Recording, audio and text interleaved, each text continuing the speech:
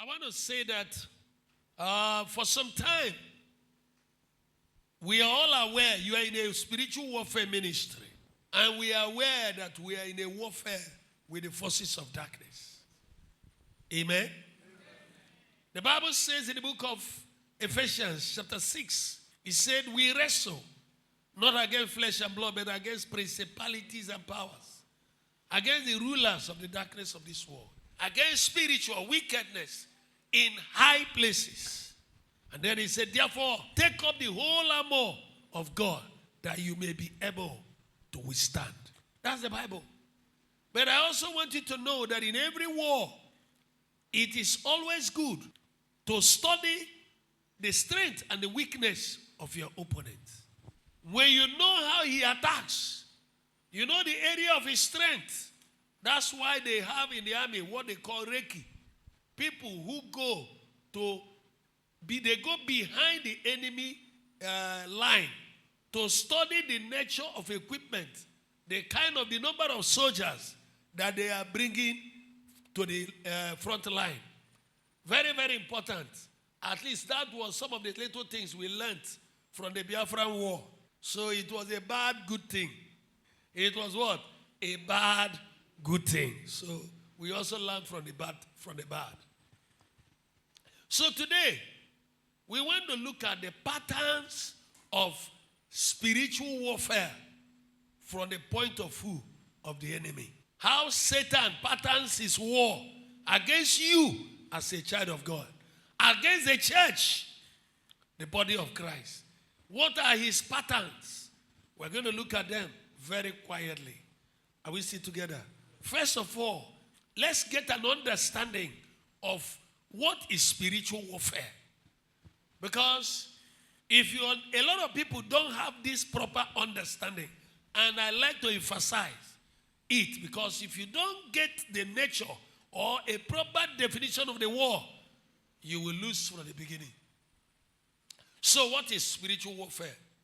Spiritual warfare is the ongoing war. So the word there, ongoing, means it's a continuous war. It's the ongoing war between the kingdom of God, which we are part of, and the kingdom of darkness. Now, this is the war. That's the spiritual warfare. Now, elaborating this war a little more, the kingdom of God made up of the Almighty God, myself and yourself, the church, and then the angelic hosts, tripartite. The kingdom of darkness made up of Satan, his agents, his witches and satanists, and then the demonic forces.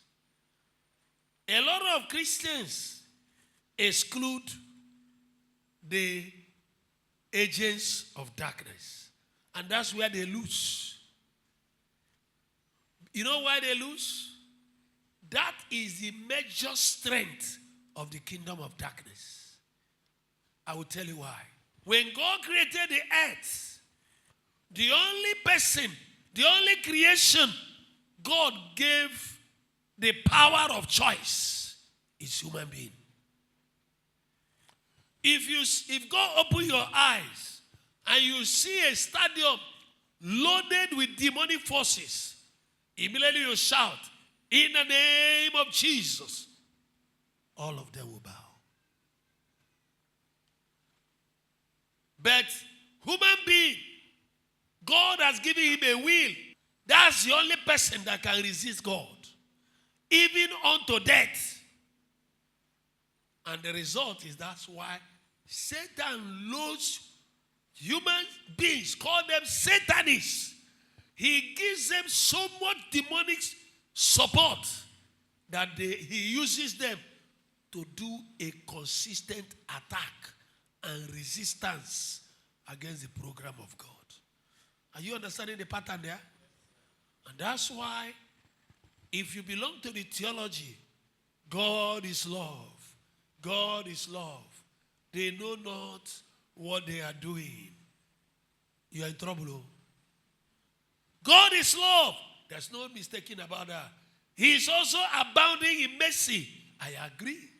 I also want you to know that this God is a judge. He kills. He makes it alive. He's a consuming fire. That's the balance. I think now the foundation has been laid. Now let's go to the book of Isaiah. In the book of Isaiah chapter 14, I want to show you something about Satan, how he was thrown down from heaven. The Bible says, how art thou fallen? Verse 12.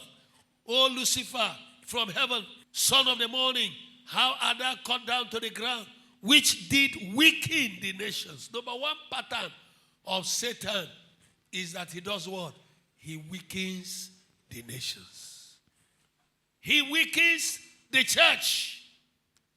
He weakens Christians. Weaken your prayer life. Weaken your finances so that you can compromise. And therefore, you should be conscious there. Weaken the spiritual life of the church. If you can take away from the church concentration on holiness, spirituality, and the war, the church becomes an entertainment center. Am I communicating? And can I tell you, he is doing that so powerfully in this end time. He weakens the church. He weakens families. Send division among them. Break the unity of a family. Break the unity of the church. What you have is chaff. We need to understand that. If you don't understand it, you wouldn't even know when Satan is around. Come into a family, husband and wife, they live very peacefully. They love one another. And suddenly, and each time this husband pray, hell gets shaken because they know God and know the Bible. And so Satan will pattern for them. He begins to release spirits to them. Before 5:30, 6 o'clock, they will have a sharp quarrel, sharp argument. The man will pray in his bedroom alone. The wife will pray in the sitting room with the children. And because of that quarrel, if you see the way the woman will lead the prayer session with the children will understand the mother is complaining about the husband. The devil is in the house. Am I talking to somebody? Yeah, it sounds funny, but this thing is a serious matter. They are life experiences. Satan will plant one man, one girl in the fellowship, and her job is, have you heard? That sister, like, by the time you know, she has fragmented the unity of the place. Strife. He has broken the edge across boards. And let me tell you, that one agent alone is more dangerous than the demonic forces outside. Let's look at that same scripture. Go to verse 17 of that scripture. That made the world as a wilderness and destroy the cities thereof. Did you hear that? Satan makes the world as a wilderness. He makes the families as a wilderness. He makes Christians, their life, their finances, their business as a wilderness. What does that mean? What is a wilderness? A wilderness is where everything is. When a Christian has come to a level when he is wretchedly and terribly poor. Nothing. Because a wilderness is where you don't have anything. No plant, nothing. He drives the economy of a family. And when the economy of a sister or a brother is having a problem, his Christianity and commitment gets shaken. When you look for him, I say, short time, leave him alone. Leave me alone. He's murmuring inside his heart because he is having some financial challenges. That's what the devil does. And unless you understand it and face the devil properly, you may miss your focus. The Bible says, look at the next point. He said it destroys cities. Destroys cities. Cities are a great congregation and gathering of people. Satan can wreck a powerful church and reduce them to few. When I went for the nation there in Enugu, before I came back, a gathering of between 800 we had here or more had reduced to less than 35. There was nobody in the hall. That's how the Lake Town came. I now sit here. I stand here now to talk to a small gathering. looking at me here, that the enemy destroyed everywhere. He destroyed destinies. He destroyed wonderful stars. Destroyed businesses. He can wreck a business. And so when you have business and you are succeeding, don't be careless. There is another thing there. I want to stop there. That open not the house of his prisoners. Listen. Satan does not like to release his prisoners. If you run into his trap, that's why when some Christians backslide, they need to know that backsliding is a wretched business. You didn't hear what I said. Backsliding is what? A wretched business. The Bible said that whoever puts his hand upon the plow and looketh back is no more qualified for the kingdom.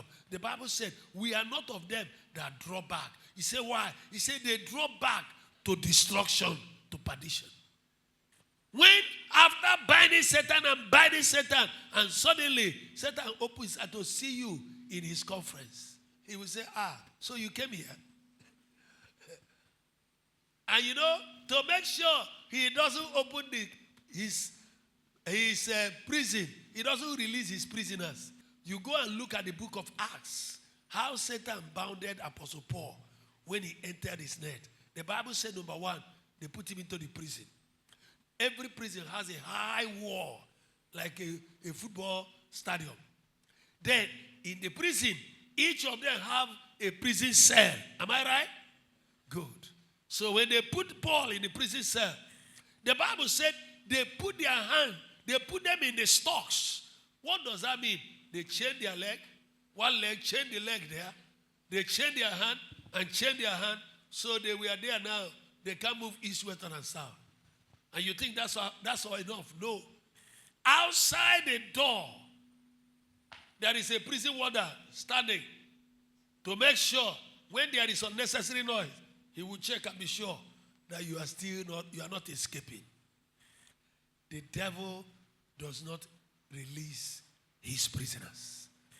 If you understand, if you use the physical reality to understand the spiritual realm, when you are talking about dealing with spiritual prison, you will know that it is not enough to pray for the prison to be shattered.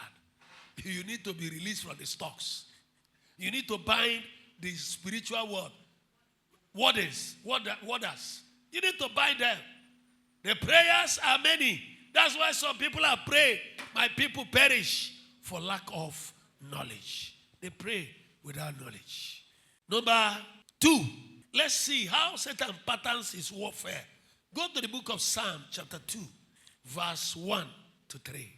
Why do the hidden rage and the people imagine vain things? The kings of the earth, look up, the kings of the earth, they set themselves together against God and against his anointed. Then saying, let us break their bands asunder and cast away their cause from us. And he that sitteth in heaven shall laugh. Listen, before the devil comes against you, they conspire. They do what? They conspire. In the physical and in the spiritual, they conspire. When they want to attack, they conspire. They have their meeting. They decide. They think about what they know about heaven. And they think about what they know, how they do with you as a Christian in the earth. They use informations to attack. They gather information. They find out what has worked in your family. They conspire. My brother, both in your office, both in your family, never make little of dealing with conspiracy. Deal with conspiracies in the spirit and in the physical. If as a Christian, listen, you need to find out why some people don't like you. Somebody may not like you because this glass fits you. And you may not know. Haven't you heard about somebody that the person said, I just don't, what's the problem? He said, I don't like him. What did he do to you? Nothing, I don't like him. Have you heard things like that? There are many. They just don't like you. There are some people who are enjoying this, my beautiful white shirt. There are people who are angry. Why must he wear the thing? That's the way this world is. So. And so when you know it, don't take anybody for granted. My brother, they here. Even in the bank, everybody, everybody can like you. When you are succeeding, there are people who are angry. When you are doing badly, there are people who are angry. When you build a house, they are looking for other people who don't like you the way they like. And once they see, they make a team. They form what? A clique. They form a team. So, and it is worse for some of us as pastors and ministers. When you rebuke people and they are not happy, you rebuke them, you correct them. Gradually, they find their likes, and then they make a friend. They form another clique. And you may not know as a pastor that these are people who have some odds in their heart, and they form a party of odds against pastor carriers. Am I talking to somebody? If you are in the office and you are bold and you correct them, you speak out, there are people who don't like you.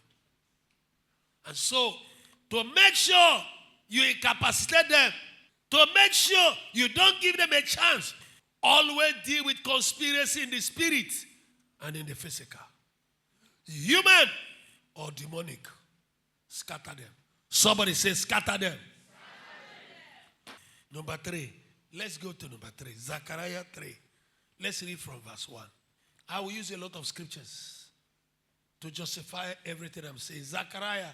The Bible said, and he showed me Joshua, the high priest, standing before what? The angel of the Lord. And Satan standing at his right hand to do what? To resist him. Satan was there to resist him.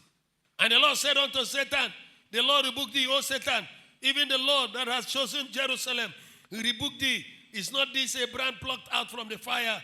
Now Joshua was clothed with filthy garments and stood before the angel. And he answered and spake unto those that stood before him, saying, take away his filthy garments from him. And unto him he said, behold, I have caused thy iniquity to pass from thee, and I will clothe thee with change of raiment. And I said, let them set a fire meter upon his head. So they set a fire meter upon his head and clothed him with garment. And the angel of the Lord stood by. And the angel of the Lord protested unto the Lord, saying, thus saith the Lord, if thou wilt walk in my ways. Read the rest of the story. It is very interesting. Look up. One of the patterns of Satan against Christians is to defile our garments, to defile our standing before God. It's a strong pattern. It was worse in the time of this time in Israel. Thank God that Jesus has gone to the cross. Before, remember that the Bible had it this way. There was the outer court, then the inner court, and then the Holy of Holies, where God dwelt. Only the high priest was allowed to enter the Holy of Holies. And he would do that only once in a year. And when he is going, because he's going to meet a holy God that is a consuming fire, not just a God of love. He is also a consuming fire. And he can kill those who came to serve him. So when the high priest is going, they will tie a rope on his waist, put so many bells in his body. So while he's ministering and moving around and burning the incense, the bell will be making noise. Nyangam, nyangam, nyangam. Then they know God has not killed him. He's still alive. But suddenly, if there is no more nyangam, nyangam, they know Chineke Buolaka. They will drag him out with the rope and go and bury his corpse. Chineke Diegu, Tokwa Yegu. Now listen, this man was the only intercessor on the earth that stood between God and man, the high priest. And so what the devil did in the time of Joshua was to target that man, pollute his garment, make him unfit to be able to stand before God. And so Israel was now in darkness. Satan now entered Israel. began to rubbish them, made them disobey God, made them ignore God, made them to begin, when they had money, instead of helping to support the work of God, the Bible said they went and started building their own sealed houses. Read it in the book of Haggai chapter 1. And the Bible said, because you ignored my house, he said, I put holes in your pocket, devourer. He said, when you put it there, you put them inside the holes. He said he was the one doing it. That's what Satan did. That was what happened during the time of Joshua. And God, the people were crying. They didn't know what was going on. God now went to his prophet and showed him, look at what has happened. The priest can no more intercede. Therefore, repent on his behalf. And the man now started intercession and said, take away the filthy garment. Put on him a fair meter. My brother, that's why the Bible says, bear ye one another's burden. In that way, we fulfill the law of Christ. Don't overprice yourself. We need one another. Is somebody hearing me? The Bible said, if we say we have no sin, it says we lie. Don't make a big ministry and news of your brother's weakness, but rather you can help him, strengthen him. People are going through things. Some are more privileged than others. Some people, their area of strength is another person's area of weakness. Am I communicating? And that's why we should help one another. And may I also say that was in the old time. Jesus Christ, when he died, he tore that particular curtain that separated the holy place from the holy of holies. And now all of us can come boldly to the throne of grace to obtain grace and obtain mercy. So let nobody tell me, let nobody feel that anybody is standing on your way. Nobody is stopping you. Is somebody hearing me? Don't limit yourself with your senses. You have access to the Almighty God. I have access to the Almighty God. Now, another thing Satan does is to blind the mind of the people to the truth. Go to the book of 2 Corinthians chapter 4, verse 4. In whom the God of this world has done what? Blinded the mind of them which believe not, lest the light of the glorious gospel of Christ, who is the image of God, should do what? Shine upon them. Satan closes the mind of the people to the truth. He blinds the mind of the people to the truth. Until the veil of darkness is taken away, these people cannot see the truth. They can't see the truth of God's word. Talk more to believe it. And so, that knowledge, when you understand it, anytime you are praying for unbelievers, anytime you are praying for people, Christians, who are argumentative attitude towards the truth, I beg you in the name of the Lord, intercede for them, that their eyes may be open, that they may see the truth of the word of the Lord. If they don't see it, you can talk from now till next tomorrow. They will be laughing at you like you yourself will have mental problem. Have you seen some of them? They laugh, the way they will laugh, you know that Satan is in front of you laughing at you, trying to provoke you. Number 5, am I right? Satan will want you to doubt God. And please, don't allow him to take you there. Open your Bible to the book of Matthew chapter 4, verse 5 to 7. Then the devil taketh him up into the holy city and setteth him on the pinnacle of the temple and said unto him, if thou be the Son of God, cast thyself down, for it is written, angels charge concerning thee, and in their hands they shall bear thee up, lest at any time thou shalt do what? Thou shalt foot against a stone. Now, Jesus said unto him, it is written again, thou shalt not tempt the Lord thy God. Now look up. You see the way Satan tempted Jesus here. He said, did you say you're the Son of God? If you are the Son of God, turn this thing to become bread. If you can't turn it to become, then you are not the Son of God. Satan will always want to shift you from your place. He said, they're born again. They're born again. They're born again. See this one. Don't get in there. Don't ever want Satan to help you prove a thing. Because when you want to prove a thing, it is your ego you are defending. I thought somebody is hearing me. Don't go there. It's one of the patterns of satanic attack. He will want you to doubt God.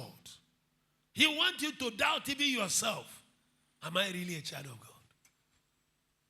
And when you get there, you are on your own. Oh.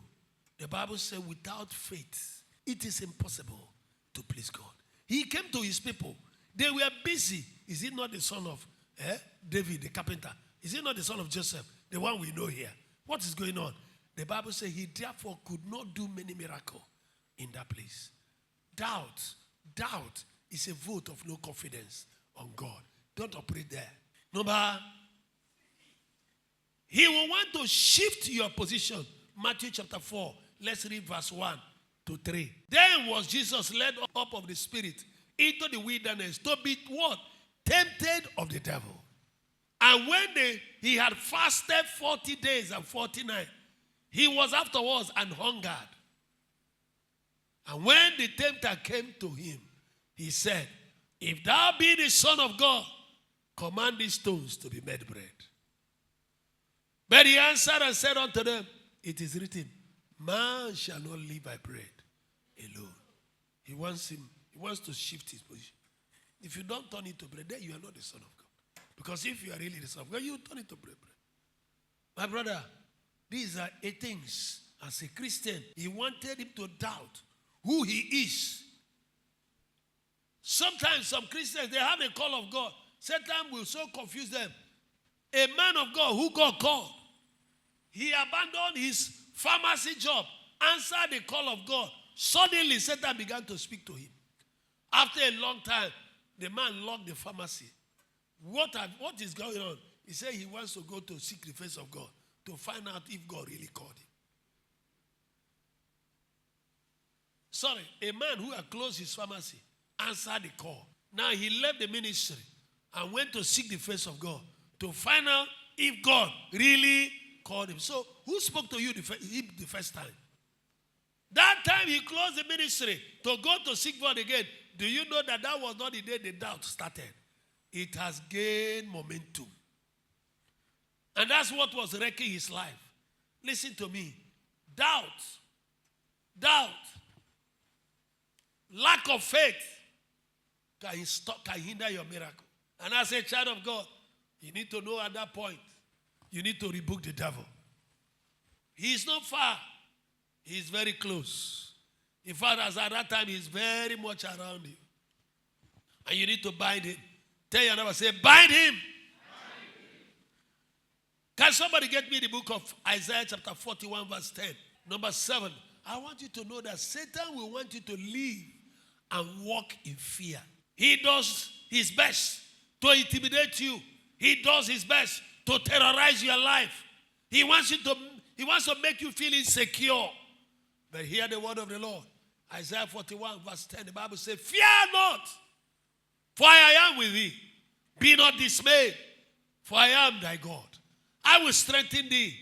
Yea, I will help thee. Yea, I will uphold thee with the right hand of my righteousness. I don't know what you're going through.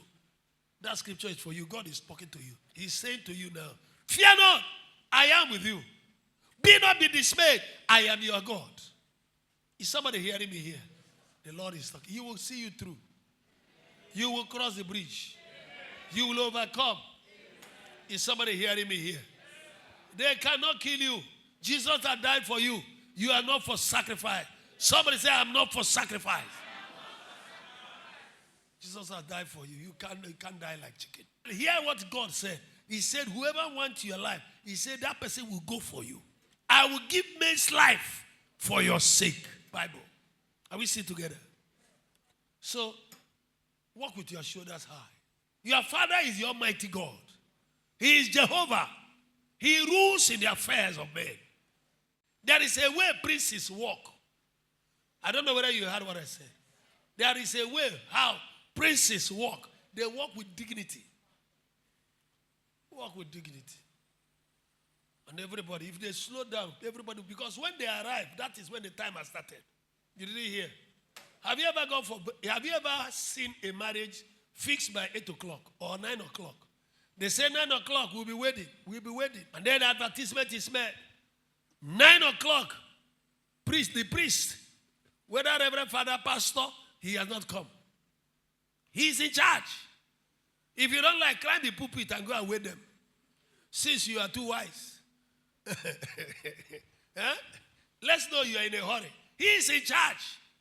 Anytime he arrives smiling while you are angry, boiling in heat, he doesn't know. Tear your dress, it doesn't concern him. When he come in, he will greet everybody smiling, enter the place and dress up. When he comes in, that's when the time started. Am I talking to somebody here? You better know who you are. Somebody say, I'm not ordinary. I am the king's kid. Amen? Good. Number 8, Satan wants you to avoid fellowship of the brethren. He may not get you to steal. He may not get you to kill. He may not get you to fornicate. But if he gets you to disobey God, he has got you. Hebrew chapter 10, verse 25. That scripture says, do not neglect the fellowship of what? The brethren. How? As some people do. Some people do that. Not forsaking the assembling ourselves together as the manner of some is, exhorting one another so much the more as you see the day approaching. My brother, there is a commandment that you should not forsake the fellowship of the brethren. Don't forsake it. It's a command from God. Don't forsake.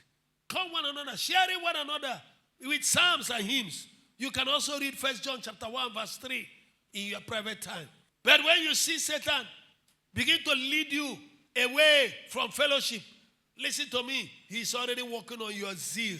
He's dealing with your ononoko. The passion you have to serve God is going down. The love of God in your heart is going down. I was reading a prophecy today, a message God gave to one of our sisters concerning herself. And the Lord was speaking. I was saying, my passion, I love your love for me.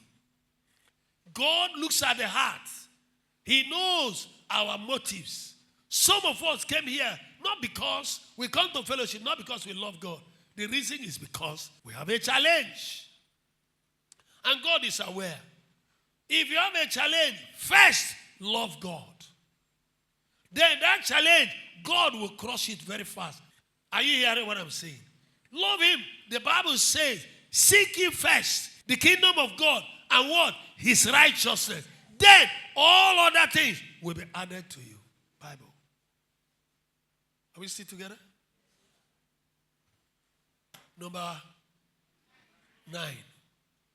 I want you to understand that most of your numerous evil pains, who is responsible? Satan. That's his work. He wants you to be angry with God. He wants you to doubt God. The Bible says in the book of John 10:10, the devil has come to steal, to kill, and to do what? To destroy. That's his job. And he does them very happily. And unfortunately, many Christians will not see that the enemy is Satan. You will see some of them angry with God, quarreling with God, when God is not the real problem. No. You need to know we are in a warfare. The devil is the enemy of God. When the wicked man cannot get his opponent, what do you think he will do next? He will target the wife of his opponent. True or false? Satan has discovered he cannot subdue God. He cannot fight God. They are not on the same level. Satan is one of the creations of God. He is not an alternative to God.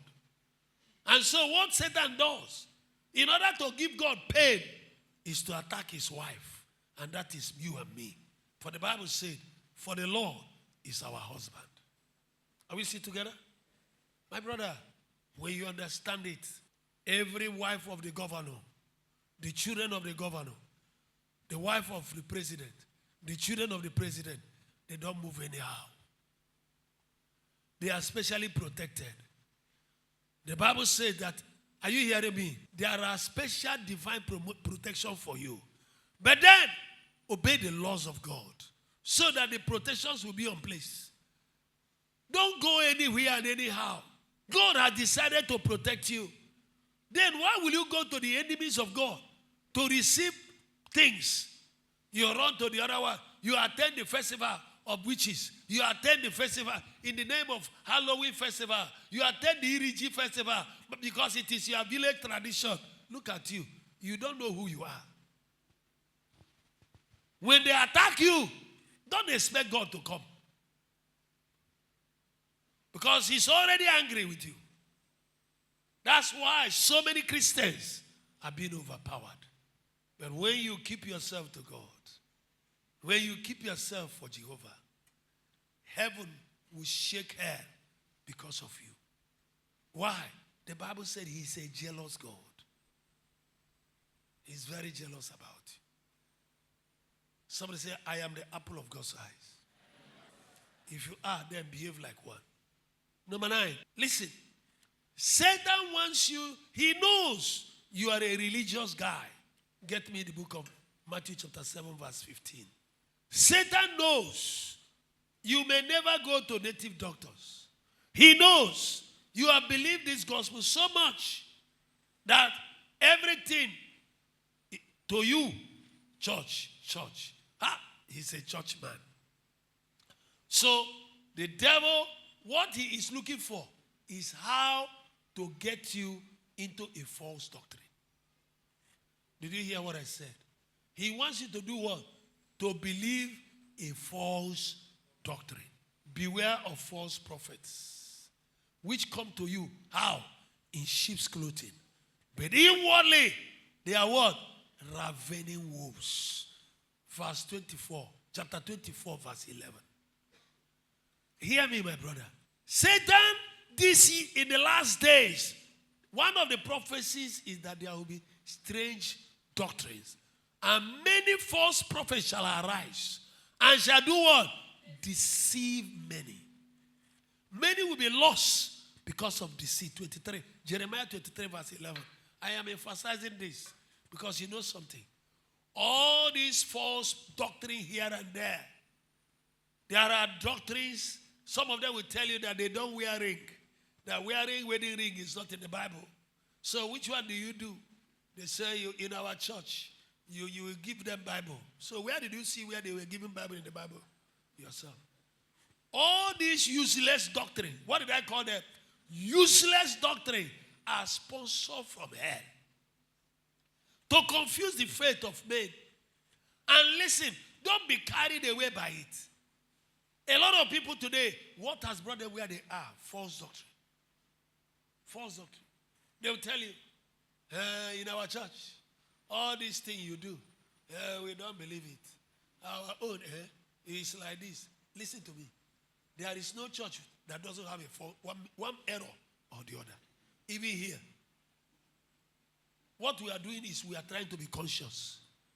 When we see that we have gone off, we try to come back. One of the fastest growing Pentecostal church in Amobia some years ago. Do you know why they divided? They divided. Thank God for the general overseer. He called the assistant pastor. The assistant pastor said, look, that in this church, we are growing and the Lord is helping us.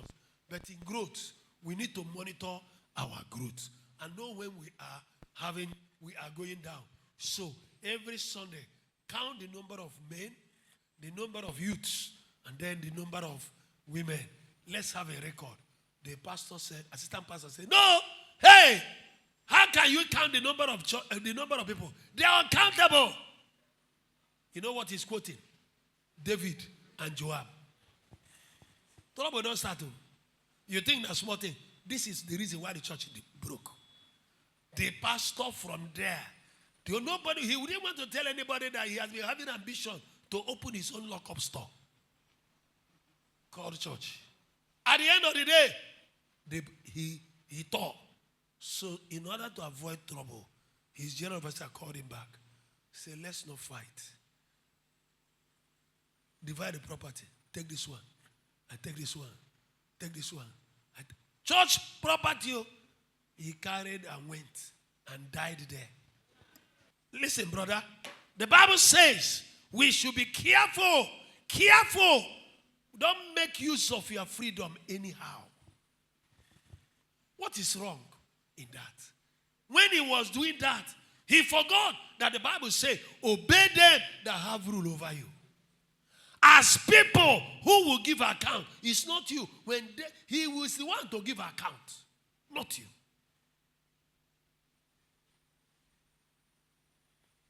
That's why you come to church. Many of them will not obey leadership. Go there and let's have a branch there. Go there, trouble don't start. You say, you discover that you don't like him now. You want to send him away. But he will not tell people the rest of the story. Because now everybody wants us to put head here. Let's build 3 tabernacle. Because we are sure of this one. That one is a risk. My brother, the devil may not get you to steal.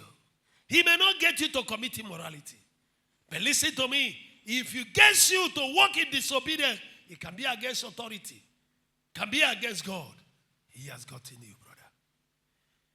And let's watch. These are the patterns of the devil. What is the next one? He steals the word of God from you, from your heart. Mark chapter 4 verse 5. Mark. Listen, you see, many times I tell people, go and listen to the message again. Thank God for the person who discovered YouTube, SnapTube, Telegram. I go to listen to myself again and again. I listen to other ministers. There is a message by one man of God. I am sure I've listened to that message more than 6 times. One message, yo. Go and ask psychologists, and we have a psychology lecturer here. As all of you are sitting here, the fastest and sharpest brain, you are catching about 20%, 30 maximum. The remaining, you don't even know when you forget and begin to admire my glass, admire my color, look at my dress. From there, your mind will go off, zoom to the kitchen, and you look at it, the rice your wife was bringing out, and you say, don't worry, when I come back, I will eat it. Then you think about chicken. Then you tell yourself, blood of Jesus. You come back here.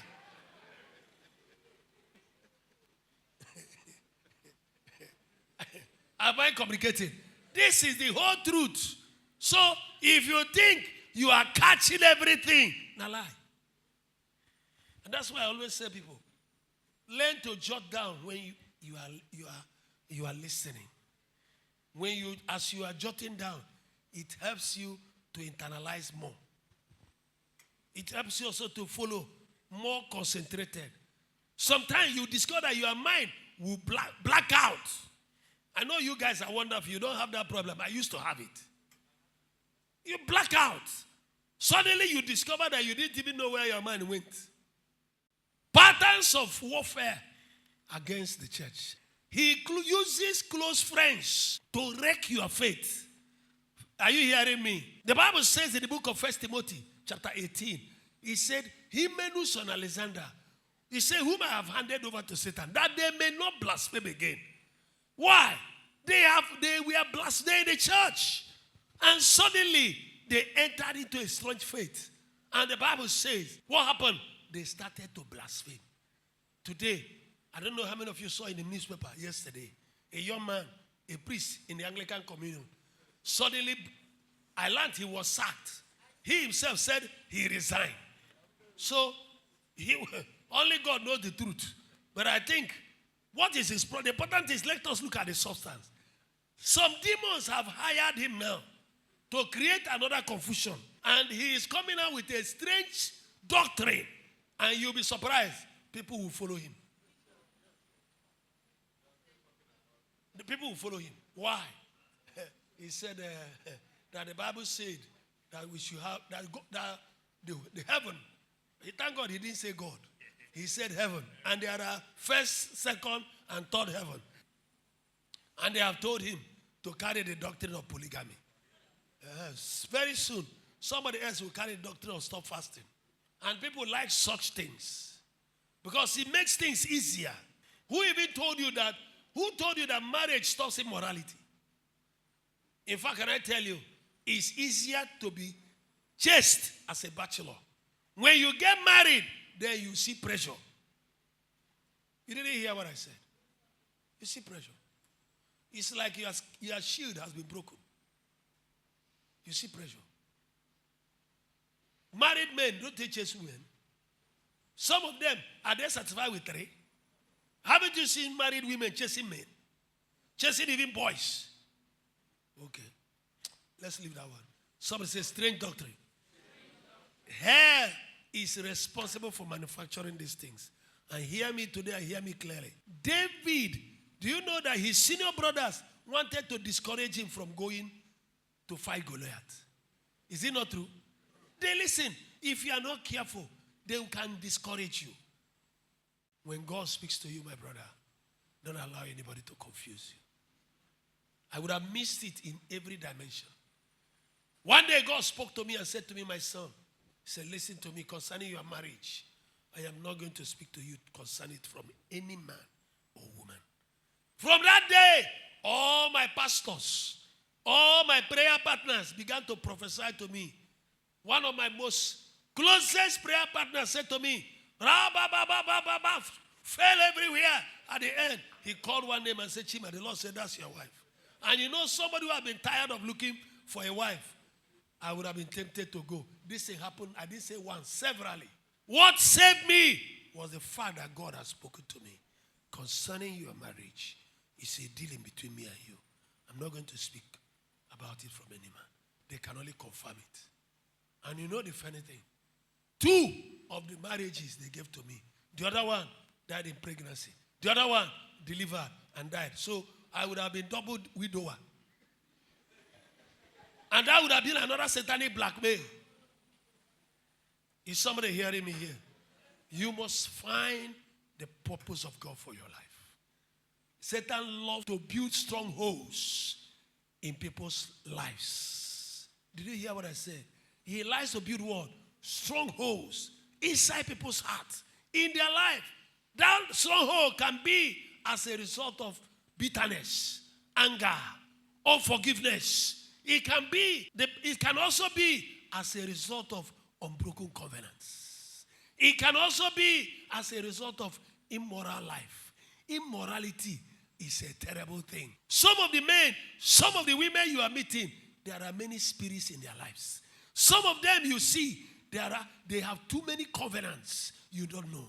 Some of them, they are coming into your life on a spiritual journey. I told you about a girl who told me the boy I broke his virginity is troubling me. Why? She's a girl, looks so harmless, but the boy never knew that girl was a Satanist. And she was the one chasing the boy. And why was he chasing him? He was chasing him because he saw that the start of this boy was wonderful. And the boy fell in for it. He fell in for it. You must know we're in a warfare. And if we're in a warfare, you need to understand how Satan patterns his war against the saints. Are you ready to pray? Let us stand. Repeat after me. Say, in the name of Jesus, I take authority over demonic forces, principalities, powers, rulers of the darkness of this world, spiritual wickedness in high places. I bind thrones. I bind dominion. I bind horns of darkness. I bind elemental spirits. I bind prayer house spirits. I bind occult spirits. I bind familiar spirits. I bind graveyard spirits. I bind spirits of hindrances. The spirit of sickness and disease. I break their power. I break their influence over my life, over my destiny, over my health, over my finances. In the name of Jesus, I take authority over any conspiracy, any gang up, in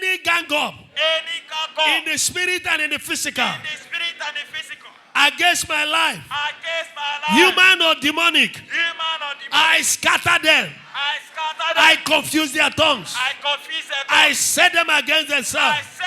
It shall not prosper. It shall not stand. In the name of Jesus. Everybody say amen. I command all closed doors against my life be open. In the name of Jesus. Be open. Be open. In the name of Jesus. I receive the favor of God.